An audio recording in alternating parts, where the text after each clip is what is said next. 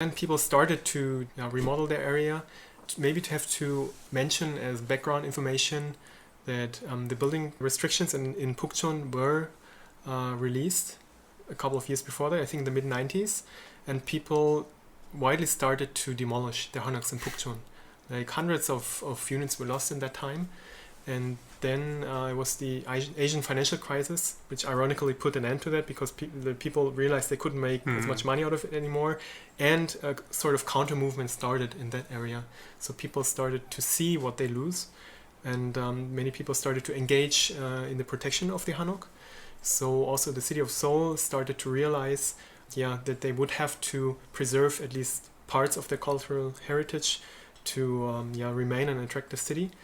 So subsidies were given for the reconstruction, and it started on small scale, and it sort of got into an own dynamic, I would say.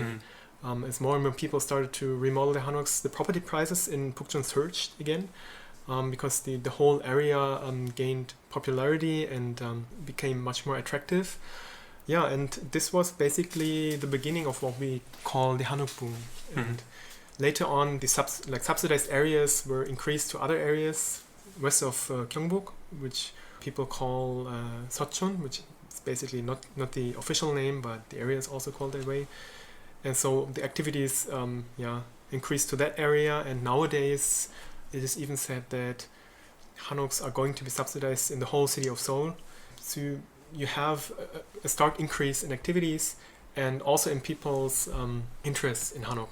Not just foreigners and tourists, but also Koreans themselves start getting like more and more interested in Hanok. And many people say these days that it would be their dream to live in a Hanok one day, but since it's not cheap to remodel or build a Hanok, proves quite a difficult task at times. In the same article, you put the Hanok at the center of this change. Before asking you why that is the case, let us maybe discuss what is really the Korean Hanok. What are the characteristics of the Hanok? So the first question, very ignorant question, what types of rooms does it have? Is there anything unique about that? Yes, the basic types of rooms in a Hanok are first the taechong, which is the main hall, and you have the wooden structure visible there. Then you have the closed rooms or pang, which used to have the ondol heating, which most people will know. And the kitchen, of course, called puok, with a fireplace or cooking place that contributed to the ondol heating system. And a separated toilet or bathroom. So these are the basic interior units in the Hanok.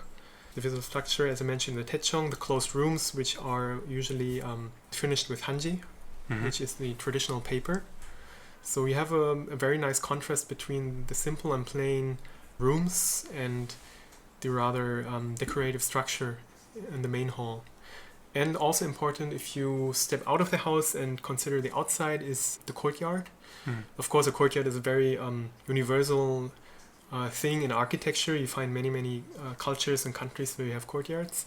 But it's very, very important for the understanding of Hanok, the function of the courtyard and the interior. It always corresponds with each other, and the courtyards always had very important functions.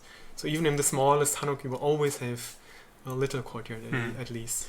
So can we compare a traditional Hanok layout with a Roman villa, where they had an atrium in the center?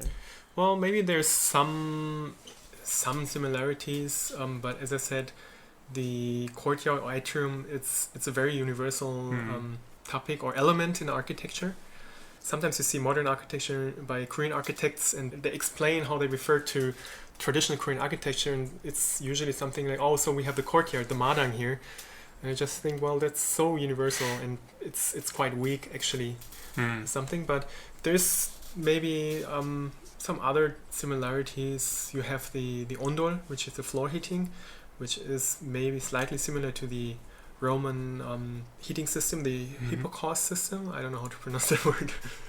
So you would have some similarities, but I wouldn't go too far to say it's something parallel. Is there some unique craftsmanship involved in building a Hanok? Something that is not seen anywhere else, maybe in terms of the materials that are used? Well, usually you end up comparing Korean architecture to their counterparts in China or Japan. And you can say some basic principles are existent. For example, the wooden construction, the skeleton of the buildings, that's a parallel. And you probably have to say that the basic construction principle came from China. That's at least what architecture historians would say. But throughout time and through the influence of culture and climate, the Hanok has developed lots of very specific characteristics that differentiate it from its neighbors or neighboring architectures. You mentioned the ondo, the Korean Yes. floor heating. Do hanoks always have that system? And isn't the combination of heating under the floor with a wooden foundation inherently dangerous? Well, I wouldn't say it's inherently dangerous. If it's made properly, you won't have any problems. And it's also, I would say, a sort of misconception that wood is... Will catch fire easily. Yes, actually, as a material, wood is not considered to be easily flammable. So it's not as bad as most people might think. And plus, you will find ondol in every residential building in Korea. It was always the tradition. And even poor people used to have ondol. So it's basically a very important element of Korean architecture. Very distinct for Korea itself, for its culture. You won't find any ondol in Japan. And in China, maybe in some areas which used to be Manchuria, culturally, there it's the whole area, North Korea, Manchuria, where the ondol probably originated from. So yeah, you have these two distinct parts, ondol and the maru, which is the wooden veranda, where the air can float beneath it, which is basically a summer room. And you had the summer room, which emerged from the hot south. And you had the ondol, which emerged in the cold northern areas. And I think during Korea dynasty, those two types met, and the Hanok as we know today was formed. As you mentioned earlier, it is quite difficult not to see similarities between the Hanok and traditional residences in Japan or in China. Is there a connection maybe, for example, with the hutongs in Beijing? Do they have the same concept behind them? How is the Hanok different from these types of traditional housing? Well, the basic principle they share is first the courtyard and its functions. It functions as a semi-private or semi-social space. It's always a space for interaction, housework, and such things. So, considering this basic layout, you will find some similarities. But in hutong, you won't have these spatial elements we were talking about before, the ondolbang and the maru. That's very distinctively Korean, actually. Is symbolism an important part of designing and constructing hanoks? It depends on what you mean by symbolism. If you talk about decorative elements which symbolize things, not so much in residential buildings. You have much more decoration and symbolism and symbolic decorative elements in palaces or in the temples. But residential buildings used to be rather plain and scarce of decorative elements. So for my work, I wouldn't say it plays such a big role. Do Hanok architects and designers still find inspiration in traditional concepts, for example, geomancy or feng shui principles, which used to be very, very important when building a landmark in Chosun? Yes. Actually, geomancy, the pungsu, it's more important than you might think at first sight. There's more people than you think who really care about pungsu, feng shui, or geomancy, how we would say in English. So I would say as an architect, it helps to know a bit about it. Personally, I also think I should study more about it. It can be even problematic for architects if you do your planning work and then the client starts to contact someone who's an expert in geomancy, and it can really interfere to a very great extent in the work you are doing. So, well, personally, I think I consider it as something cultural. I think it has maybe some backgrounds that you would call based on observation and experiences. So I don't have any problems with the basic geomancy, saying a certain location is good for people to settle because you have what you need. It's protected from wind, it's protected from water, such things. So if you look at the ideal location of a building according to geomancy, it's usually a place an architect would say, oh, it's a good place to build a house. So Makes some kind of rational sense. it's sort of that, yeah. Mm-hmm. But it can exceed this level Mhm. and can be quite tricky at times, yes. Now, moving on to the evolution of the Hanok throughout history in Korea, what changed over time, would you say? Basically, it's very interesting if you look at Korean architecture history. You can see not only Korean architecture history, I would say it includes the whole cultural sphere of China, Korea, and Japan. The whole area here did not experience what we would call a distinct architectural era. For example, like you have in Europe, you have the Baroque era and Classicistic era, and so on and so on.